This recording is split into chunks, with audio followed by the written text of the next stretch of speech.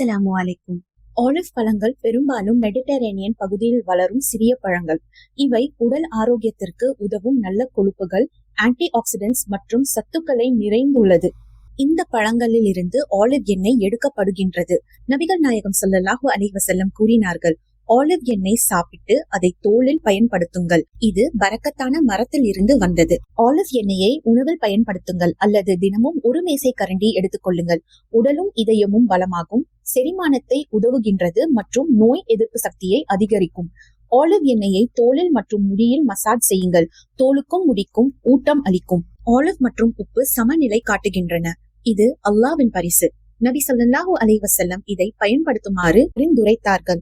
Olive எண்ணெய் சருமத்தை ஈரப்படுத்தி ஊட்டமளிக்கிறது. உப்பு மென்மையாக சுத்தம் செய்தும் நச்சுகளை அகற்றுகின்றன. இவை சேரும் போது இரத்த ஓட்டத்தை மேம்படுத்தி அலர்ஜியை குறைத்து குணமடைய செய்கின்றன.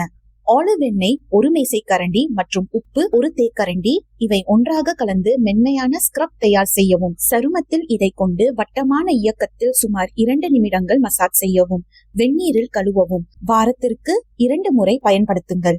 இந்த எளிய பழக்கம் பராமரிப்பதையும் நன்றியையும் நபி ஸல்லல்லாஹு அலைஹி வஸல்லம் அவர்களின் சுன்னத்தை இணைக்கிறது.